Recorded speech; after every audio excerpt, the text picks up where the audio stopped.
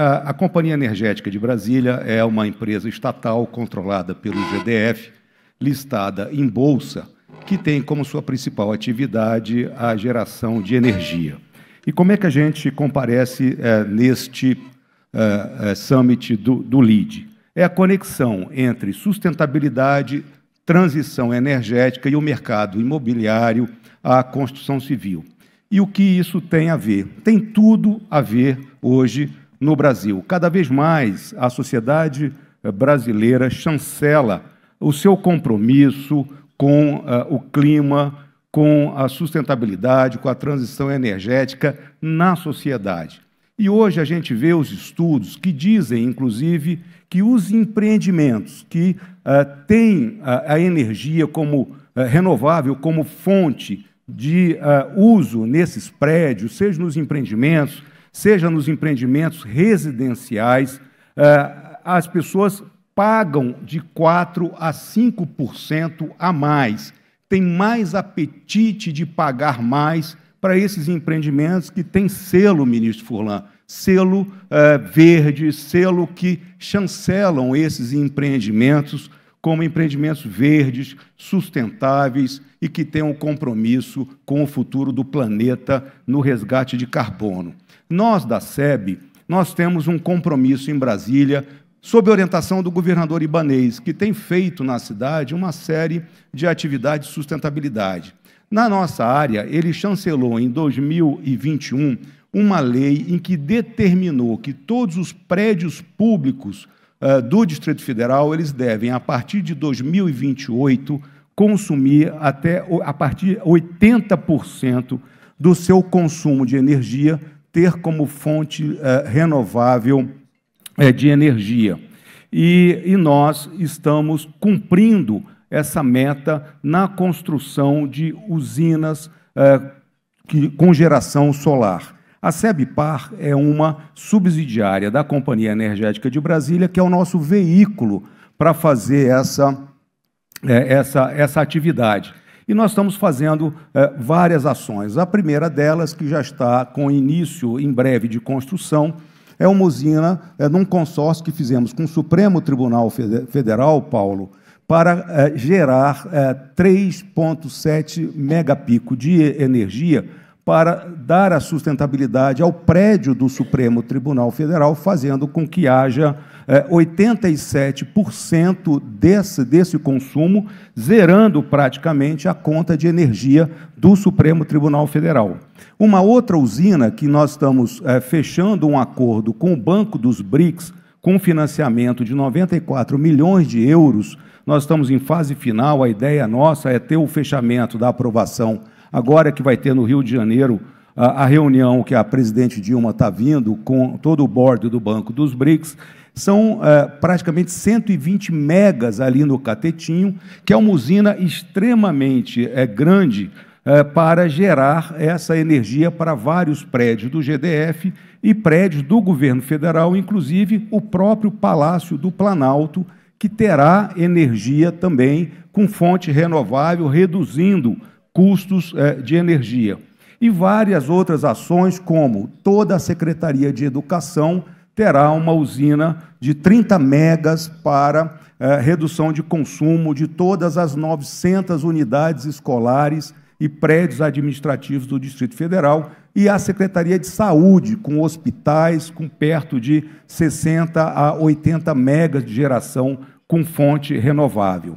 Brasília tem uma capacidade de geração solar, o Distrito Federal, que é melhor em termos de insolação do que a Alemanha, França, Japão e uma série de países tendo uma capacidade de gerar algo como 245 horas por mês.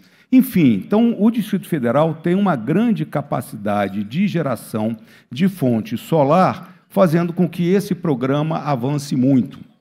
E o que a gente tem visto muito no Distrito Federal é como a sociedade tem chancelado essa fonte de geração. Eu me lembro, e esse dado foi muito interessante, que eu citei aqui, o João Dória gostou muito disso, foi a evolução de 2019, em janeiro de 2019, no início do governo Ibanez, quando eu assumi a presidência da Companhia Energética, nós tínhamos algo como 10 unidades eram 70 unidades entre mini e microgeração, praticamente microgeração com 10 mega de potência. Hoje nós estamos com cerca de 26 mil, quer dizer, o crescimento, de novo o número, 70 unidades a 26 mil de 2019 até 2025, gerando 500 megas de energia, algo como 8,5% do consumo do Distrito Federal, que está em 6 GB, que é o que o Distrito Federal consome de energia em cerca de 1.100.000 unidades consumidoras. Eu quero agradecer aí a Neoenergia, que são dados aí, o Fred já saiu, a Juliana está aqui, são dados que eu recebi hoje atualizados de qual é hoje o número de unidades. E os números são interessantes quando a gente vê hoje que praticamente a classe A, classe B e classe C consomem em cada sua residência. Hoje, classe C já está colocando a sua placa fotovoltaica, porque não só do ponto de vista do compromisso com transição energética, sustentabilidade, sob a ótica pragmática, a sua conta de energia residencial, ela cai em 90%. 92% hoje estão pagando contas que eram R$ 1.500, R$ 2.000, estão caindo para cerca de 90, R$ 100. E também os empreendimentos. Né? Eu quero citar aqui, e o Paulo Otávio não me pediu para fazer propaganda, mas os empreendimentos dele, ele está entregando os empreendimentos com os prédios com placa fotovoltaica, já com um condomínio praticamente sem custo nenhum da energia nas suas áreas comuns. Né? Então, quando você vê o setor da construção civil fazendo as suas unidades remotas e fornecendo para os empreendimentos, sejam os hotéis, sejam os shoppings, sejam os próprios condomínios residenciais, a gente vê claramente, os dados são muito interessantes.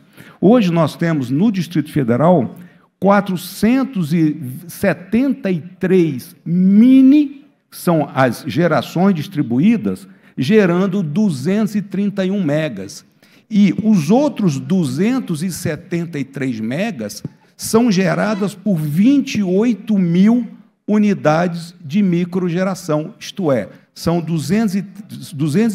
28 mil residências gerando em seus telhados e 473 empreendedores que têm as suas, que a gente chama suas fazendas fotovoltaicas. Então, eu me lembro, em 2019, conversando com o Paulo Otávio, eu fui visitar a sua primeira usina, fui lá no Enes Muniz, no Paulo, lá na Combral, que também lançava com Eduardo Vilela, e vários empreendedores que me questionavam em 2019, eu ainda presidia a distribuidora antes da privatização para a Neoenergia, e diziam, Edson, isso vale a pena?